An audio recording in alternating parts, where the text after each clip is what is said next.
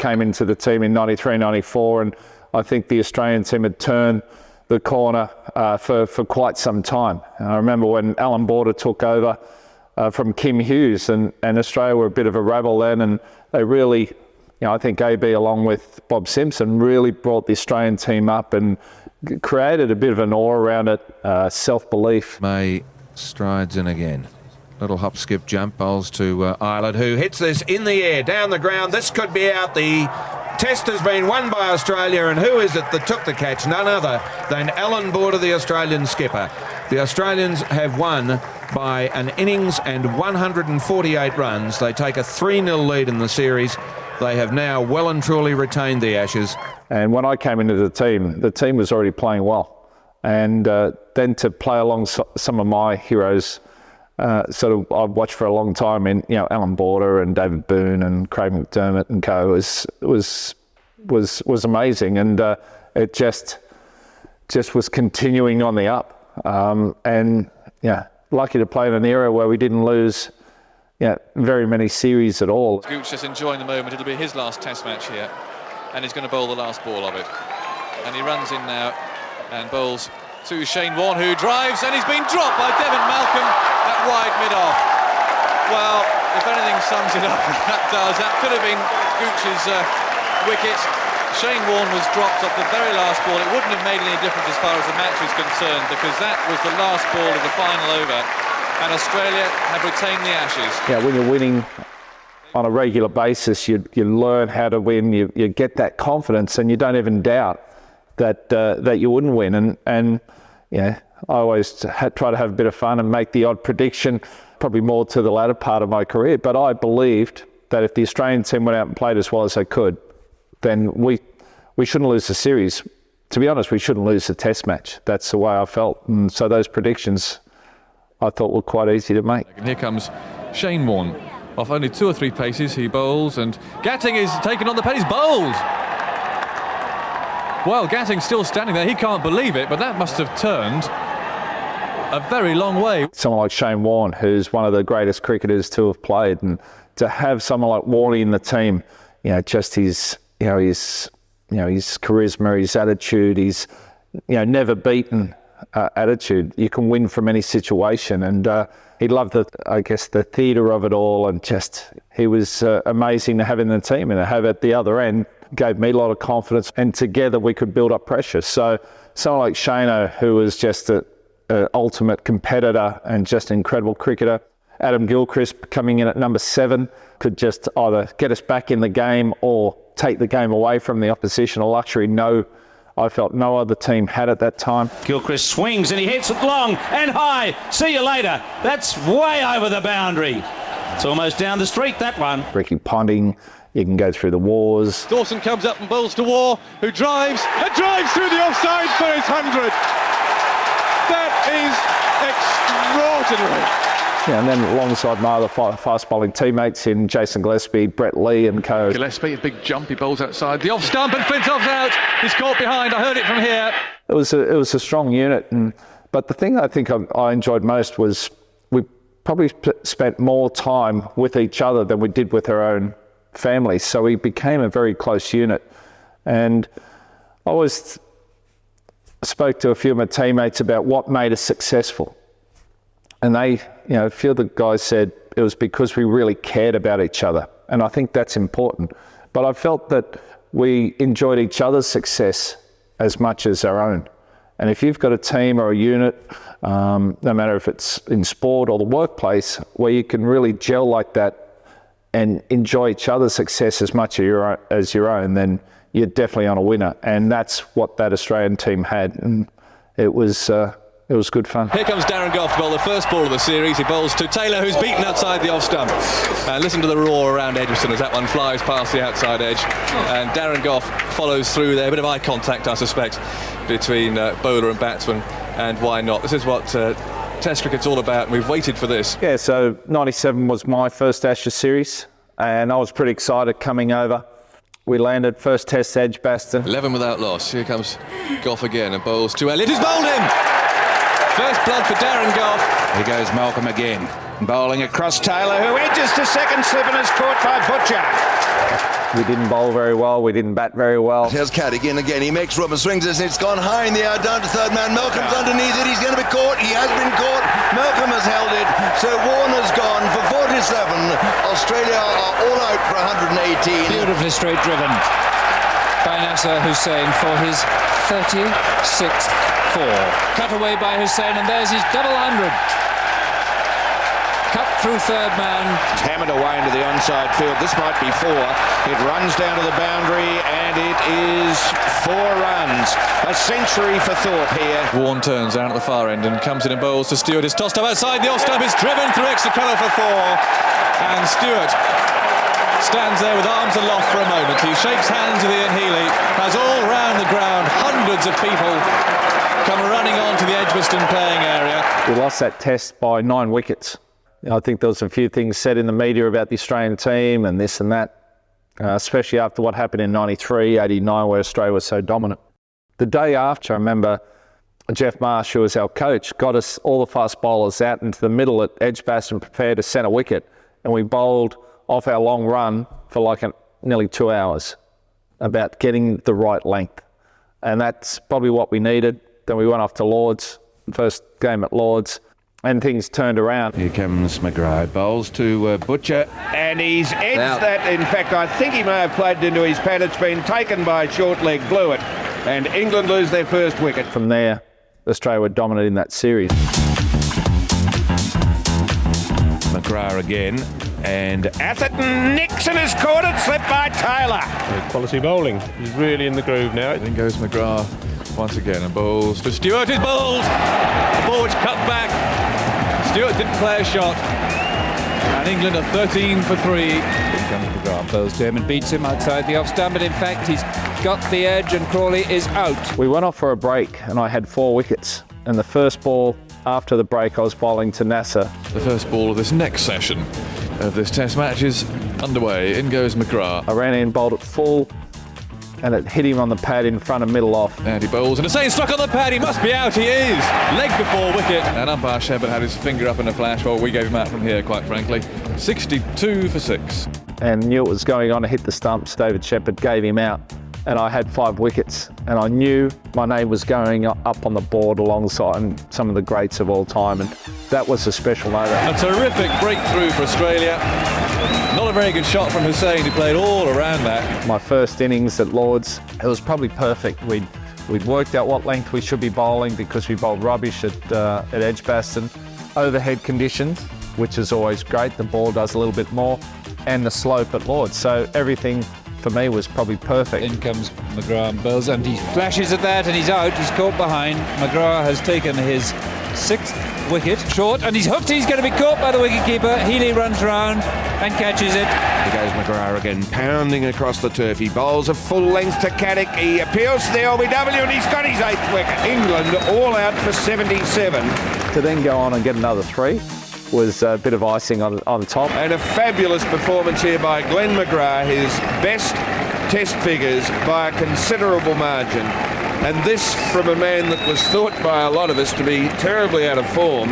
He bursts back in the most amazing way. Walking back and coming up, as you walk off, you sort of wave to the crowd, then you come up into the long room, and they're all going, "Oh, well done, old chap," and you're getting a bit of a clap and sort of coming through. And Glenn McGrath will get a memorable reception here from the members. They love their cricket at Lords.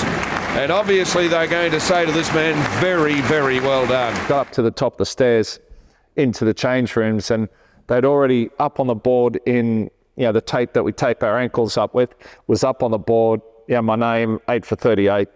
It was a very special moment. A lot of fond memories there. The applause that he's getting now will live with him for the rest of his life, and he looks up to his teammates on the balcony with a very big smile. Well done, Glenn McGrath. And here's the reception.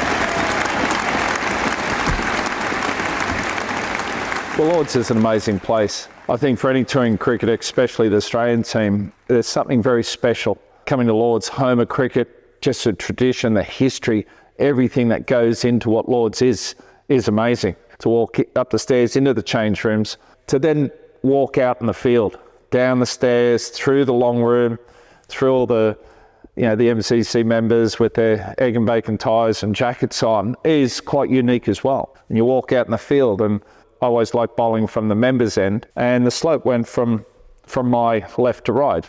For my style of bowling, I just put it outside off stump, someone hold their line and continue on, others would come down the slope. So I always felt it was a perfect pitch made for my style of bowling.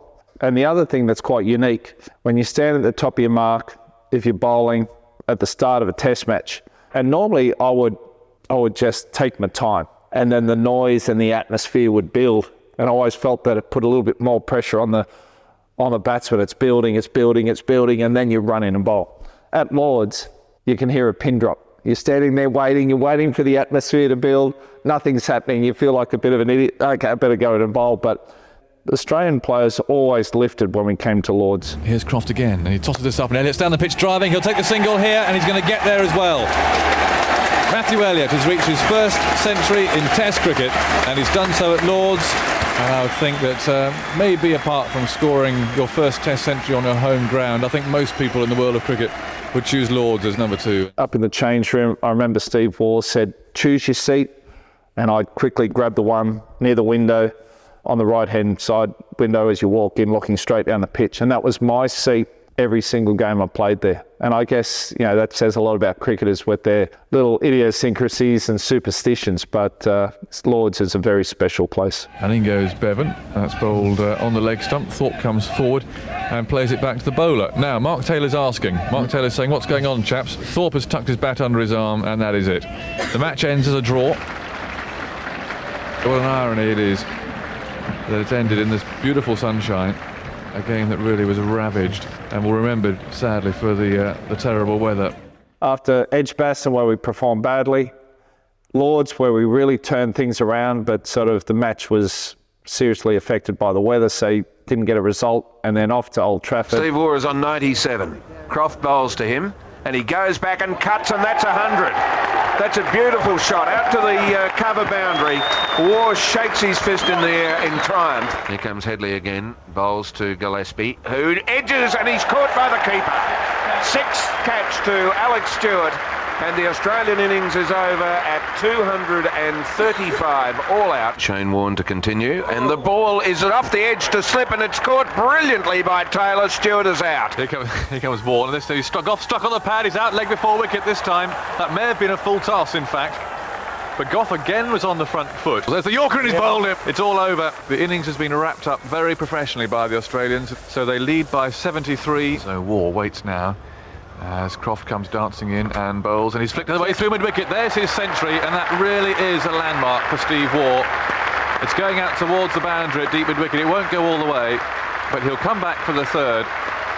And Old Trafford now rises for Steve Waugh, who's become the first batsman for 50 years to score a century in each innings of an Ashes Test match. Steve Waugh had a great series. Stephen, I think every time he came in, Australia were 3 for 30. So our opening batsman hadn't performed as well as we probably would have liked, but Stephen, he loves the pressure. He went out there and he never gives an inch, and 2 amazing hundreds there. And when your batsmen fight like that, and then all of a sudden, the bowlers are doing the job. There's bowling well, bit in the pitch, bit of reverse swing. Warnie's come out spinning it, and we knock England over a couple of times. All eyes to the bell. Yes, he's declaring, he's holding up his hand, and he's waving them in. I actually saw it. And so the declaration has come. 395 for 8. The target is 469. That is what England need to win. More realistically, I think they've got to think in terms of batting for the best part of 5 sessions to save the match. McGrath bowls again, and Elam edges, and is caught and slipped by Healy. So the first wicket falls. And here is McGrath again. He bowls, and that's played away in the air. He's going to be caught. Croft is caught. A backward short leg by Rifle. It was short. He didn't play it at all well. 170 for 7. Next ball to Caddick, and he hits this in the air to mid-on. Out.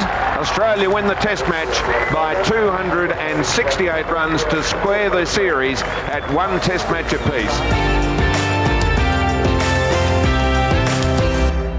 To get our first win under the belt, we just seemed to get growing confidence each game, and that series was probably over then. Here's Gillespie again.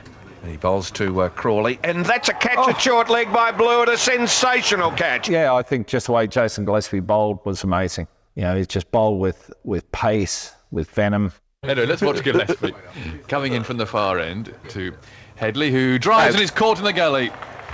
Easily taken by Steve Waugh as Gillespie comes motoring in again and bowls a smell. Dear, Smith clean bowled, and he took a little step away to the leg stump there and completely lost his off stump. It's been blown out of the ground.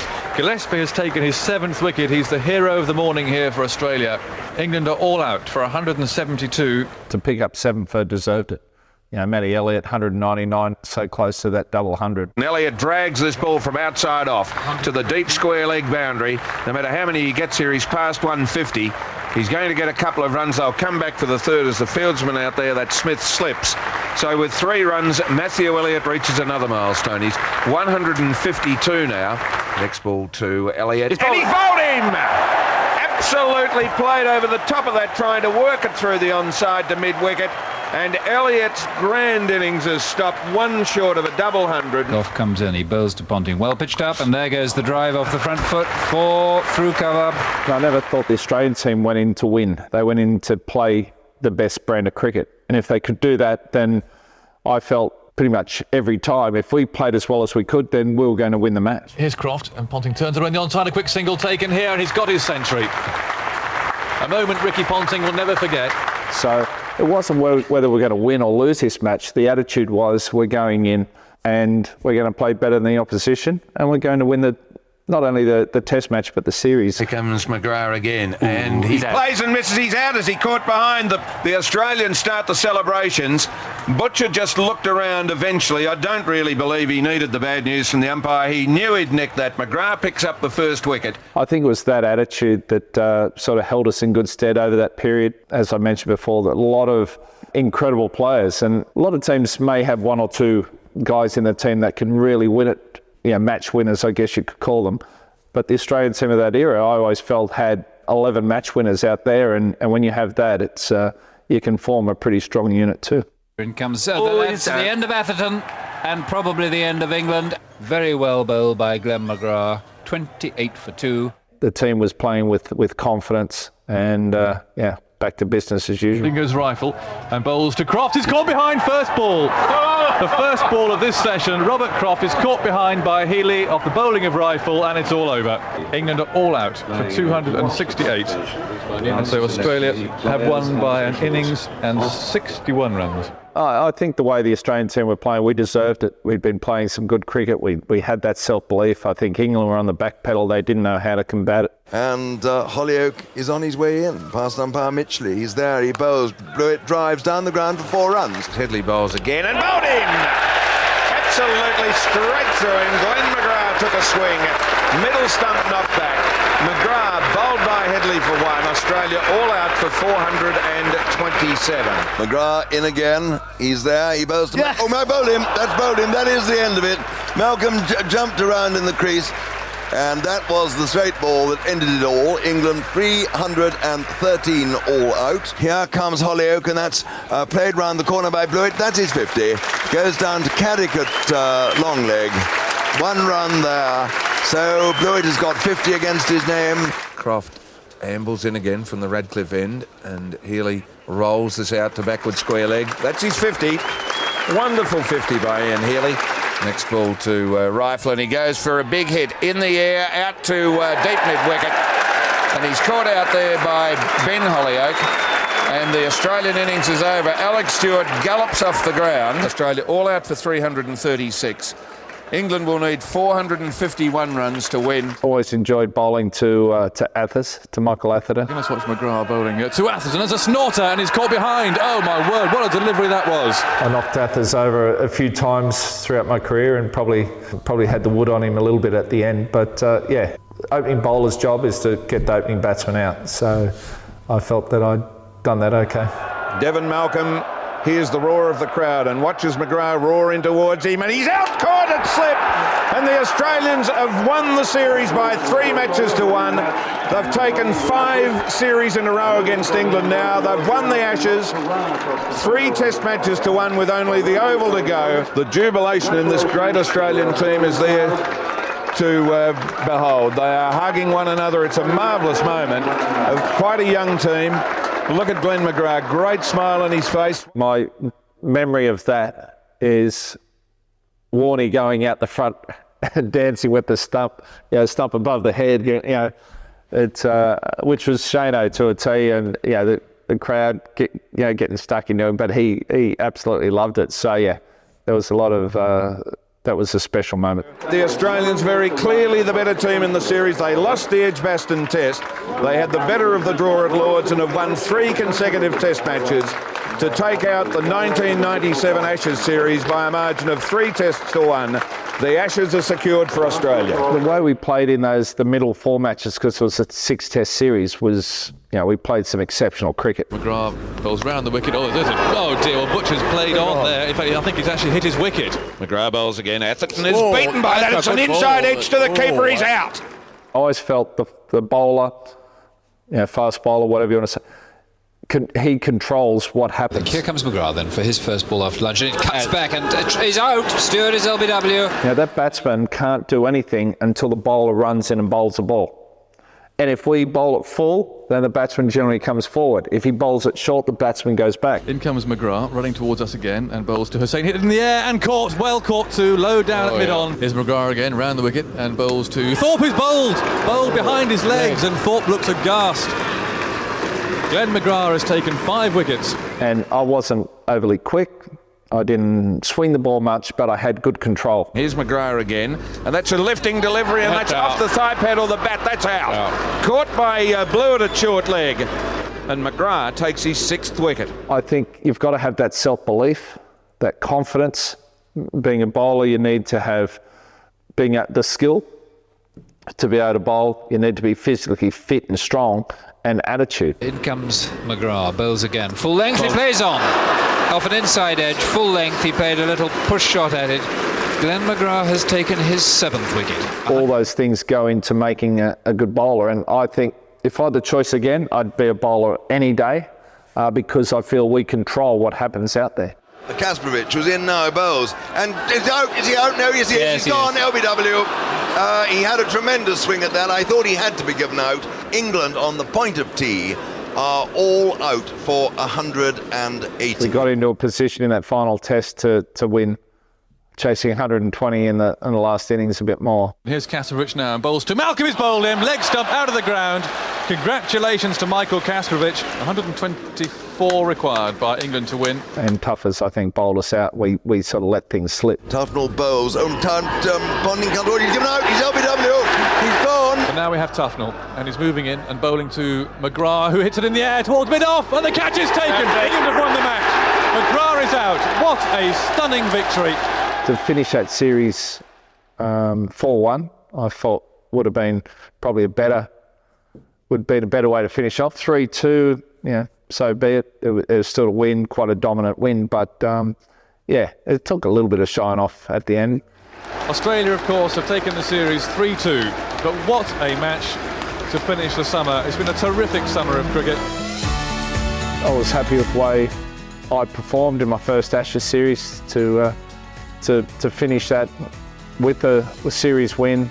I think I got the Australian Player of the Tournament. They give one to each, which is always interesting in the Ashes. And but yeah, it was very satisfying to come out to England and to perform well in these conditions. Yeah, so I always loved playing cricket in England, and bowling in England is nearly the perfect conditions.